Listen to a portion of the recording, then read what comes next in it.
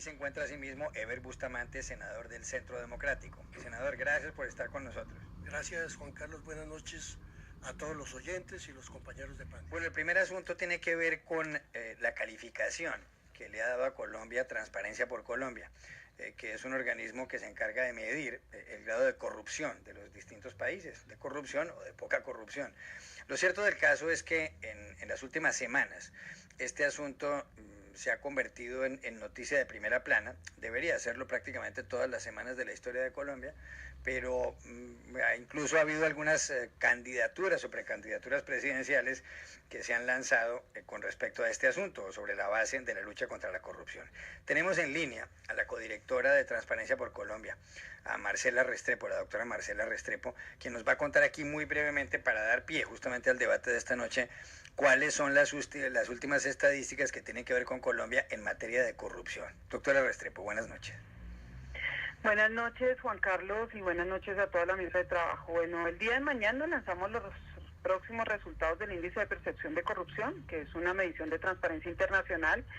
La última medición arrojó una calificación de 37 puntos, donde 100 puntos es muy bueno y 0 es muy malo, así que la calificación de Colombia desde 1995 hasta el año 2016 siempre ha sido deficiente. Es decir, el índice de percepción de corrupción es un termómetro que se le pone a todos los países del mundo y lo que responde es, en cabeza de expertos y analistas, qué tanto la corrupción afecta a ese país. 37 puntos para Colombia en la calificación 2015 y vamos a ver cuál es la calificación de mañana para el 2016. Pues lo que está mostrando es que la corrupción es un fenómeno que afecta fuertemente las entidades públicas del Estado colombiano. Ese es un primer dato que produce Transparencia Internacional. En el caso de Transparencia por Colombia, que somos el capítulo colombiano, les puedo señalar 3 cifras rápidamente. En primer lugar, es la medición de riesgos de corrupción en la gestión administrativa de las entidades del Estado, es decir, entidades del orden nacional, del orden departamental y del orden municipal. Los riesgos de corrupción del nivel nacional arrojan calificaciones promedios de 60 puntos, mientras 100 es muy buen puntaje, 60 es una calificación bastante regular.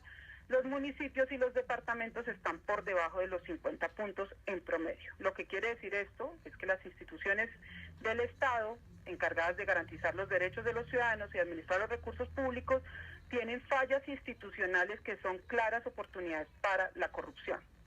En el orden nacional, las mayores alertas de corrupción,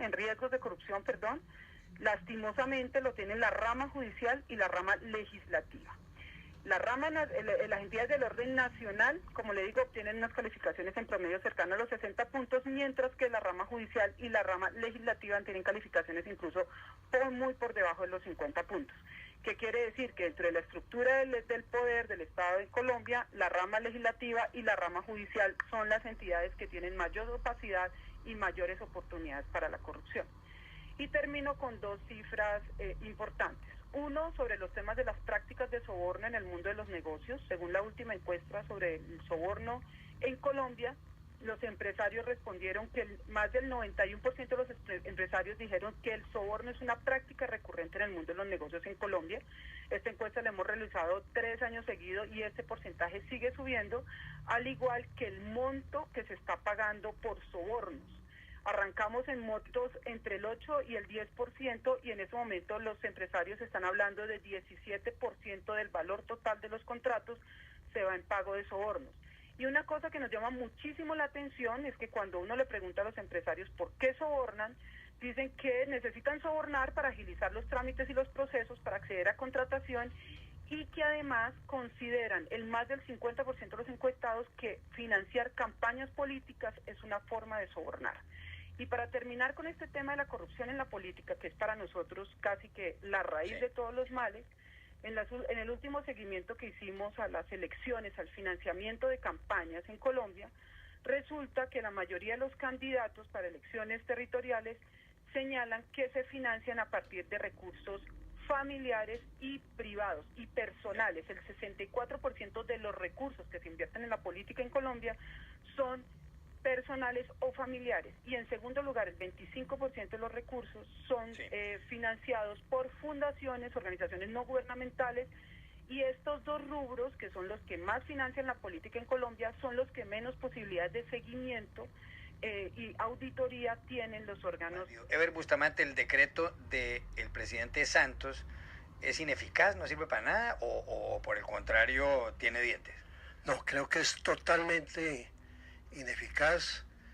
Carece el gobierno actualmente de una estrategia, de una política que busque efectivamente por lo menos reducir el impacto de la corrupción, que es muy grande. Yo debo decir que no es fácil medir la corrupción, incluso a nivel internacional. Este índice de transparencia internacional, el índice de percepción de corrupción, está un poco cuestionado, precisamente porque ellos mismos dicen que hay dificultades para medir el alcance de la corrupción en todos los países. Sin embargo, en Colombia tenemos la Contraloría, la Procuraduría, la misma Transparencia por Colombia han dado datos de que la corrupción anual en los últimos años podría estar entre 20 y 25 billones de pesos. Eso significaría que en el gobierno de Juan Manuel Santos, en los 6 años que llevamos de gobierno de Juan Manuel Santos, estaríamos hablando entre 120 y 140 billones de pesos en corrupción, respaldado por la Procuraduría y por la Contraloría a partir de los procesos de investigación que se adelantan actualmente. Por supuesto, sin desconocer las raíces históricas de esto, porque yendo un poco más allá de lo que decía Alfonso, refiriéndose al año 70, hay que recordar que en 1819 el libertador Simón Bolívar expidió un decreto para pasar por las armas a los funcionarios que se robaban el erario público. O sea, fusilarlos, pues. Fusilarlos, exactamente. Así.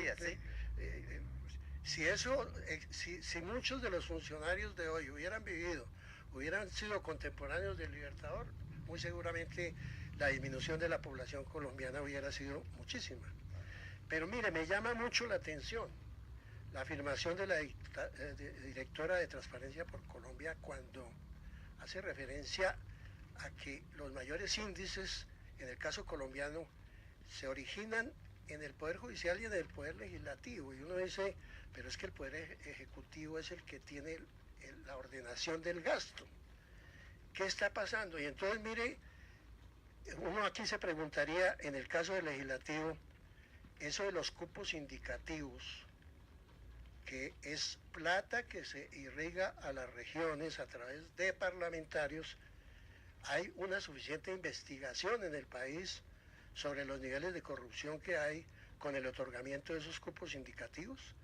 Nosotros desde el año 2014 le solicitamos a la Procuraduría, a la Contraloría, pero especialmente a la Oficina de Transparencia de la propia Presidencia, y hasta el momento no nos ha contestado absolutamente nada. Entonces tiene razón seguramente la directora de Transparencia cuando señala que una de las instituciones más comprometidas en eso es el Poder Legislativo de Colombia, en una especie de pacto político que comprometa a todos los sectores en la lucha contra la corrupción, porque la norma está... ¿Por qué se compran los electores? ¿Por qué se venden los electores? Alfonso ha dicho con toda razón, está la ley, pero es que la ley no se está cumpliendo. Entonces sí debe de haber un gran pacto de lucha contra la corrupción, porque mire, Winston Churchill decía, refiriéndose a la corrupción, decía, corrupción en la patria, agresión en las colonias para disimularla. Entonces aquí siempre que se habla de corrupción se mira al otro. ¿Sí? Yo doy un ejemplo concreto. La Oficina de Transparencia de la Presidencia de la República, con motivo de las elecciones locales del 2015, denunció a un candidato a la alcaldía, que porque tenía una fundación y repartía tejas, y hacía favores, y regalaba cuadernos, y hacía consultas odontológicas, y lo denunció penalmente.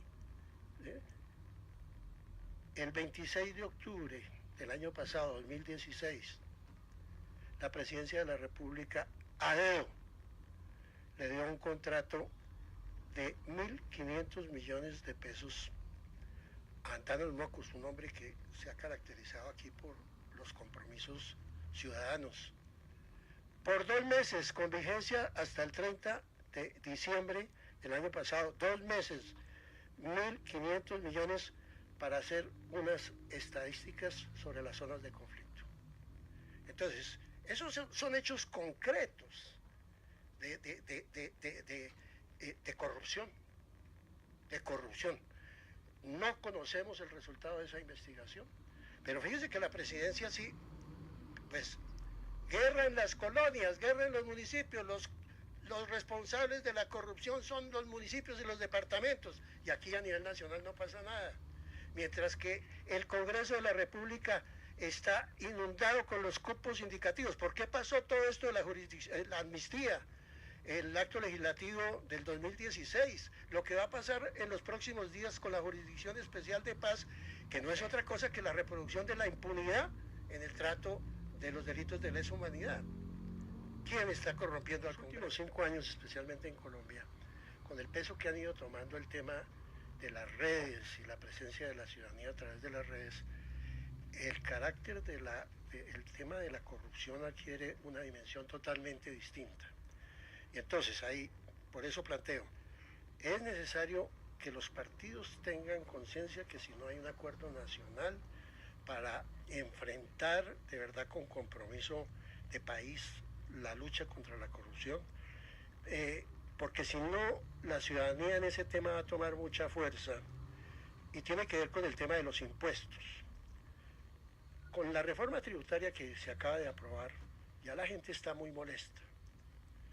Y si la corrupción sigue aumentando, pues va a llegar un momento en que surja un movimiento ciudadano en relación con el tema de los impuestos. ¿Pagamos o no pagamos impuestos? Es que ¿cómo funciona un Estado? Funciona con los impuestos, ¿sí?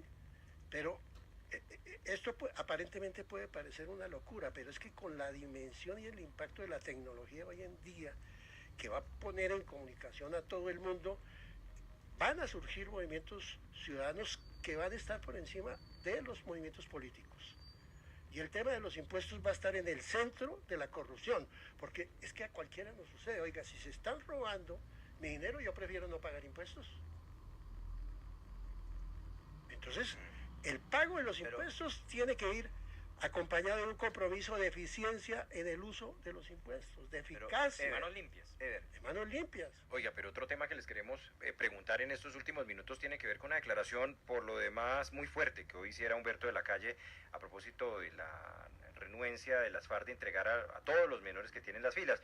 Dice que las FARC no pueden seguir tomando el pelo con este asunto, que tienen que entender que entraron en una fase distinta y que eso implica responsabilidades, y dice Humberto de la Calle, me parece que ha habido anuncios parciales y yo creo que ese es un tema que a estas alturas del proceso de paz deben cancelar como discusión pública. ¿Por qué no quieren entregar a todos los menores, doctor Eber Bustamante? Bueno, yo creo que ahí hay un tema bastante complicado para el gobierno y para las mismas FARC en la negociación.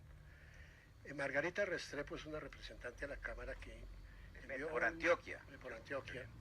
Un derecho de petición. Muy eficiente, por cierto. Al Instituto Colombiano de Bienestar Familiar, pidiéndole que le informara cuántos menores habían sido reclutados por las FARC desde 1999 y cuántos habían regresado. Entonces le contestó el ICF que eran 3.663 menores y que no se tenía noticia de ninguno que hubiera regresado. Y ahora nos salen con el cuento de que eran 12. Además, curiosamente, en la primera entrega de los 12, 11 son menores antioqueños y solo uno era de otro departamento. Entonces uno dice, es que las FARC no tenía presencia sino en el territorio de Antioquia. No, las FARC ocupaba buena parte del territorio nacional. Entonces, digamos, ahí hay un tema muy oscuro. El gobierno no ha hecho las exigencias del caso. Creo que esa es una enorme dificultad porque es un delito de lesa humanidad, el reclutamiento de menores. Y el mantenerlos en esa fuerza irregular es un delito de lesa humanidad.